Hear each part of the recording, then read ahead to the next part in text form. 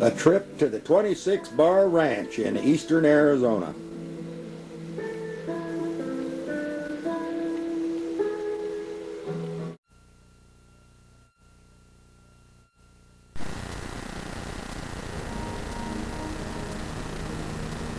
In northern Arizona is some of the most beautiful country in the United States.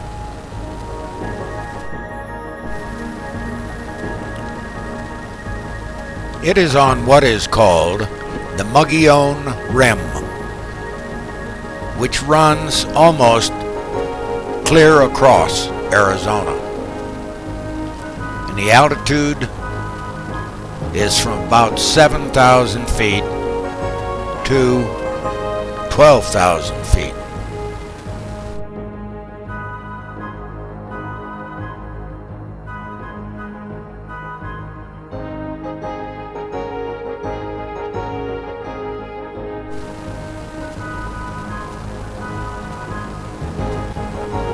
The word Mogollon means the Mogollon people, which were the ancient tribes that lived in this area hundreds of years ago.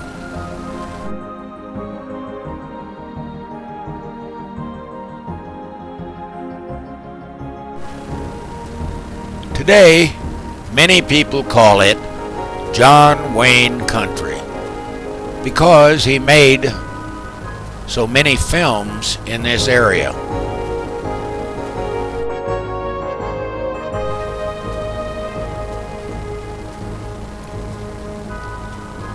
And because one of the two ranches that he had in Arizona is in this part of the country, in what is called the White Mountains.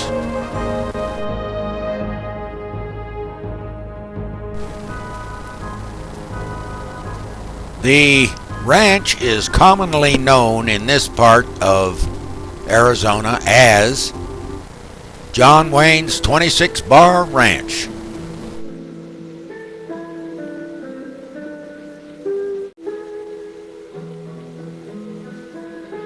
This is a shot from about 2 miles away of the 26 Bar Ranch. The ranch of John Wayne the Duke. In the 1960s and the 1970s, John Wayne and his partner Lewis Johnson had two ranches in Arizona, the Red River Ranch and the 26 Bar Ranch in Eagar, Arizona.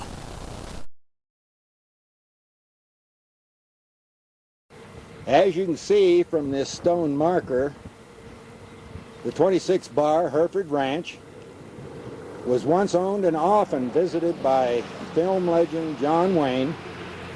The ranch, with its prominent white snow barn, came into fame in the 40s as the Milky Way Hereford Ranch, owned by the Mars Candy Bar Company.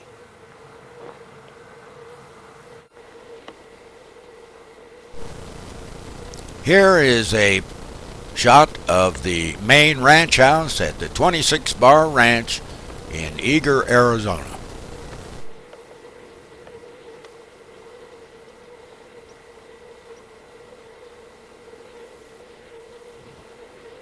That was the main ranch house. Now we have the guest house.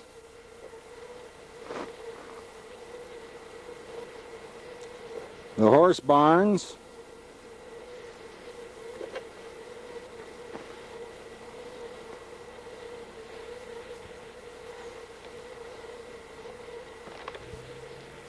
And of course, in back of the barns, the guest houses and the main house is all 26 Bar Ranch.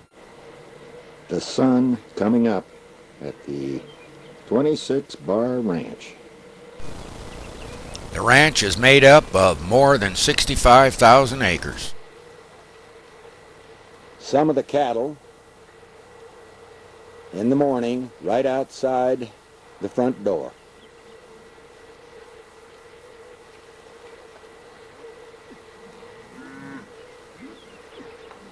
Well, the sun's up. Here's a shot of the main ranch house.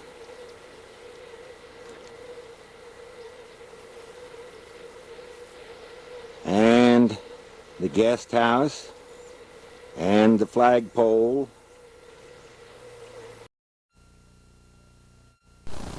How about some good old home movies of John Wayne at the 26 Bar Ranch in Eagar, Arizona? John Wayne never forgot the people that made him a superstar. He would spend as much time with them as they wanted. Waiting in Laramie. She waited there a year, maybe two. Do you know why my love didn't marry me? Here's some of the cattle that were in the cattle sale. Someone new. And here's a young yearling bull that went up for auction. I found me some Even the young ladies liked the Duke. and drank me some drink that was strong. And then I found Here's Pilar Wayne, Duke's wife, I found a love and Michael Wayne. He's camera shy, talking to his old man here. I knew, and true love will marry Let's me. learn a little bit about this man we call the Duke.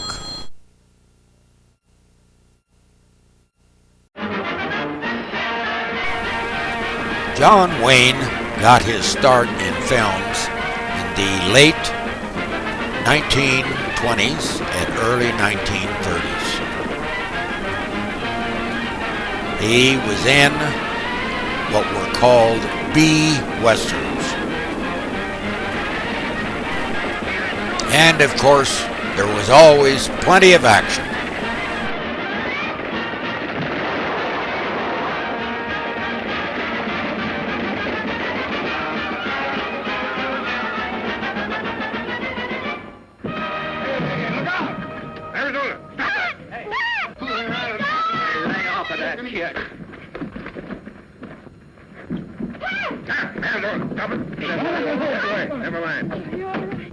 Oh, thank you. He's my brother.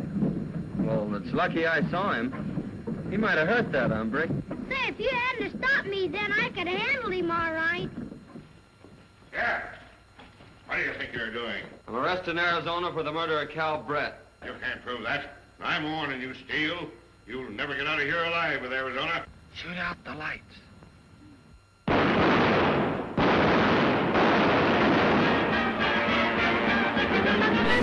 And of course, he would always rescue the girl.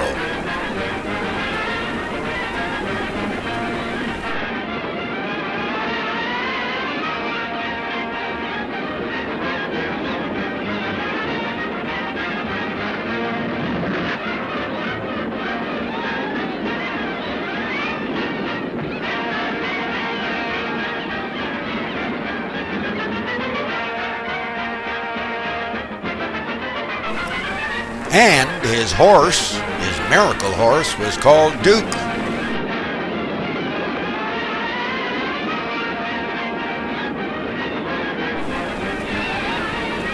This went on for many years until finally in 1939, the famous movie producer and director John Ford asked him to play the part of the Ringo Kid in the classic movie Stagecoach. This would make John Wayne one of the most famous movie stars of all time. He would go on to make many Western films in northern Arizona, starting out with The Angel and the Bad Man, Fort Apache, She Wore a Yellow Ribbon, and Rio Grande done in Moab, Utah. Let's take a little trip of the main ranch house. Well, let's go in and have a look around. Here's the living room, and all the walls are done in knotty pine.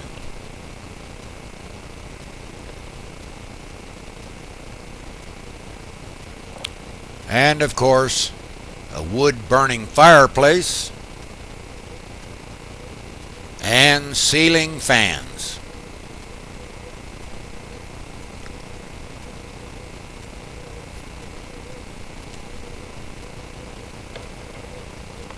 Here's a look at the dining room with the 100-year-old furniture.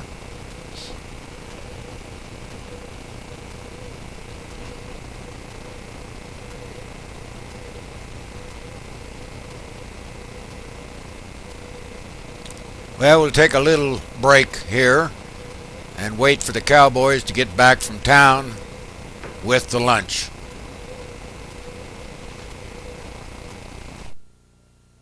A little story about John Wayne on his first trip to the high country after they had purchased the ranch.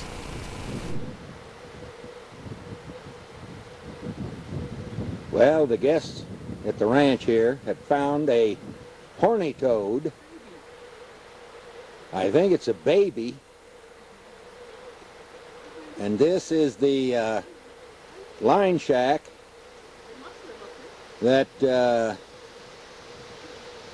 Duke rode into years ago, and when he was up in the high country here to see what the high country looked like, and he was went into the cabin in a bad thunderstorm, and the cowboys were talking about the fact that we're in here, that the ranch had been sold.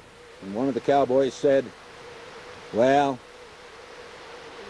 we understand that he's a Hollywood Yahoo SOB. And Duke, of course, didn't say anything. And the next day when they all came down to meet the new owners, they introduced John Wayne, the Duke, and he stood up and said,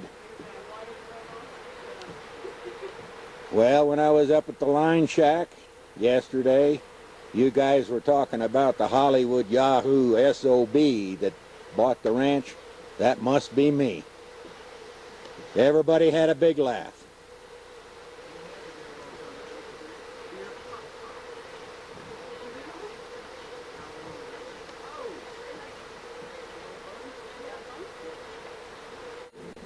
This is one of the huge meadows in the high country, and the spring that feeds the water to the line shack is right out here in front of us. And this is elk country.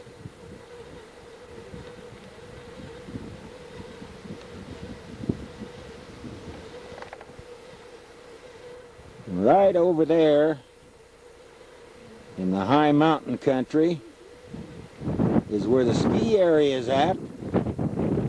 That's called Sunrise.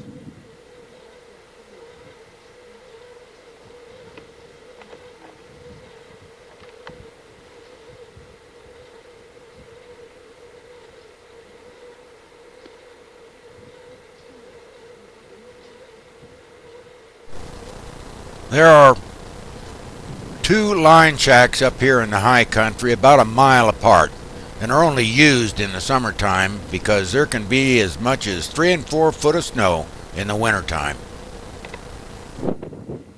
And this is the exterior of the horse barn.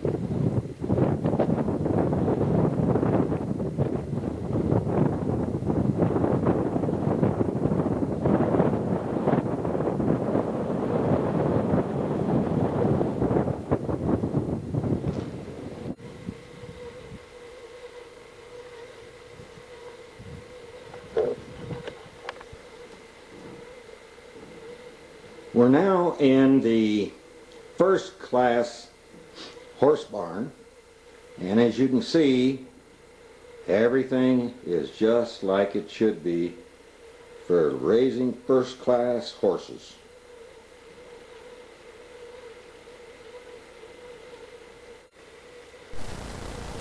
Out in front of the main house and the horse barn, you can see a prize bull with the 26 bar brand on his left shoulder.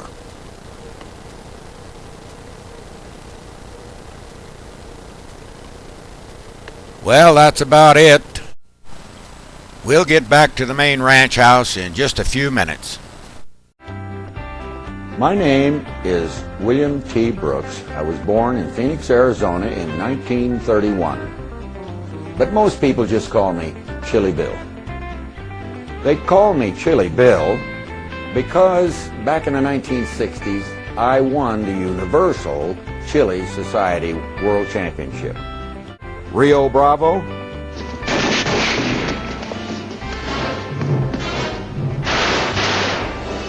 Well, watch him. I'm going after Duke. You get on with him. I would. Well, here's Stumpy's shotgun. And right down below it is Stumpy's jug. Now we move on over here, and you'll see one of Duke's hats back here. And then, remember the film True Grit, when he says, "Fill your hand, you son of a bitch!" And he spins his rifle, and then they charge each other, and all the shooting starts. That's it.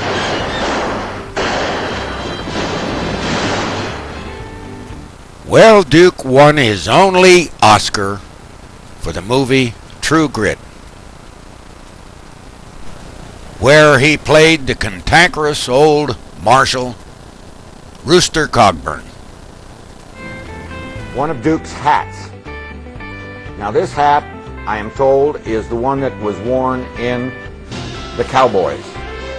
Now The Cowboys, of course, was a very sad movie because poor old Duke got killed off in the end of it. And he would put on different hat bands, you know, for different movies. This, you can see that how worn it is right there in front where he used to grab the hat. Well, that's it. You've all heard about Red River. Well, Red River was a big film for the Duke.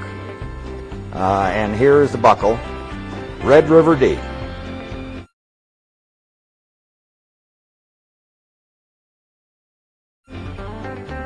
Now next to that is a very special pistol. This pistol was one of 4 pistols that were used in the film The Shootist. Now The Shootist was his last film. In those days, the pistols were supplied by Duke. One of Duke's friends had started a company, and his friend's name was Audie Murphy. Does anybody remember Audie Murphy? He was the most decorated hero in the Second World War. Well, when they came back from the war, they found out that Colt Arms had quit making the Peacemaker. So they all wondered where they were going to be able to get the frontier-styled pistols to be used in the films. Well, Audie Murphy went to Spain and Italy and had them made up there, and then he shipped them back to the United States. And so most of the pistols that you saw in the 50s, 60s, 70s, maybe even the 80s, were by his company, which was called Great Western Firearms. So that's the pistol. One of the pistols out of the Shootist. There was 4 of them.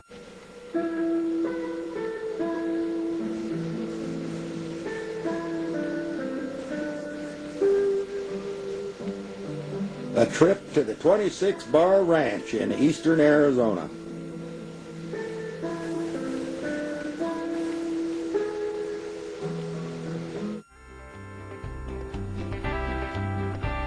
My name is William T. Brooks. I was born in Phoenix, Arizona in 1931. But most people just call me Chili Bill.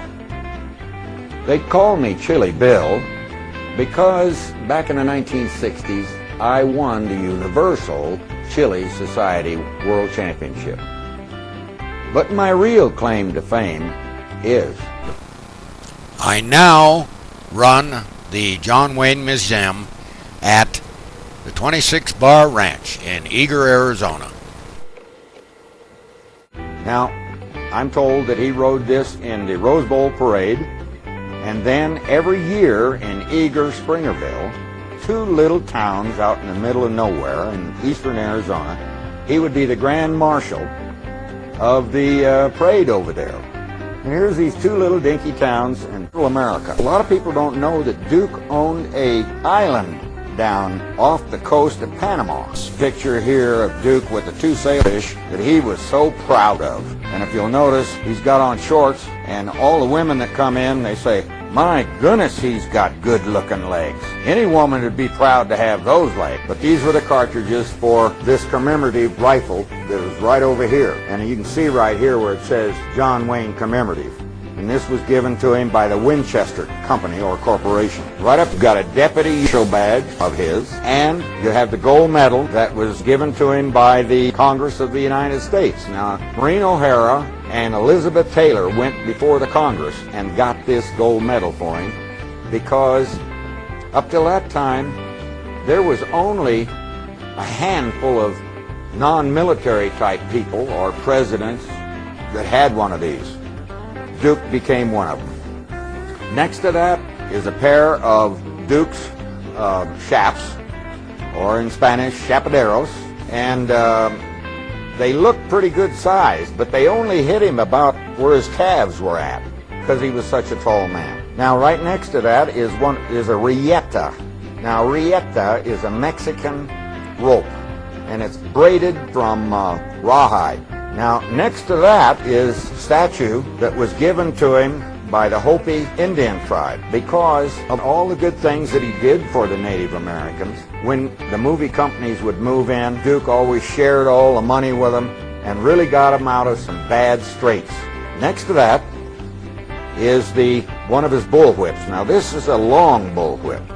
This one's 12 foot long, quite a bit longer than the ones that you normally see.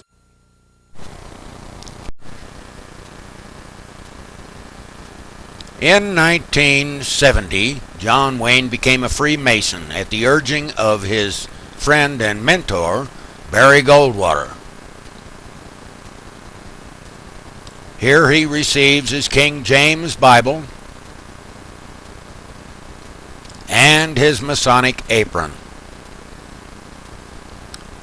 Then went on to become the highest that you could go, a 33rd degree Mason. Now let's get on back to the home movies with Duke and his fans. I'm a roving cowboy, far away from home. And he would not forget any of them.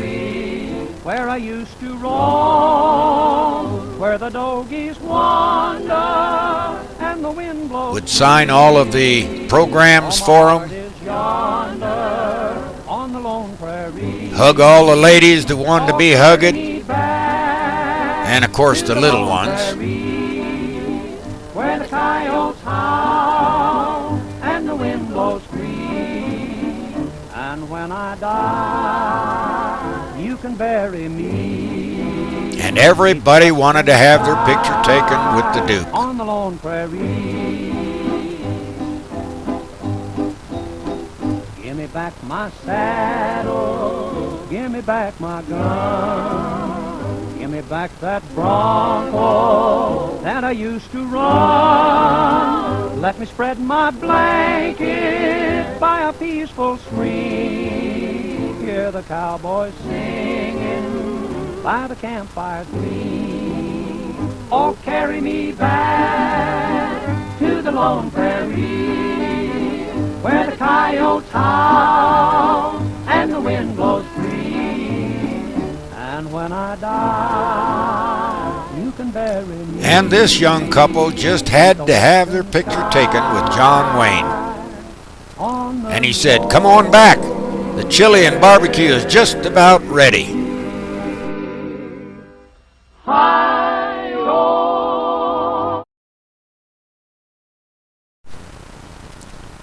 John Wayne was just about everything that a man could be in his lifetime.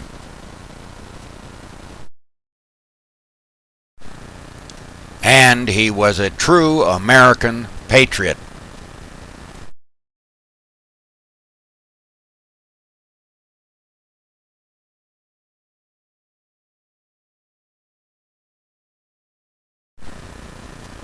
This tells it all. So that's the story of Duke and me and how this collection came to be.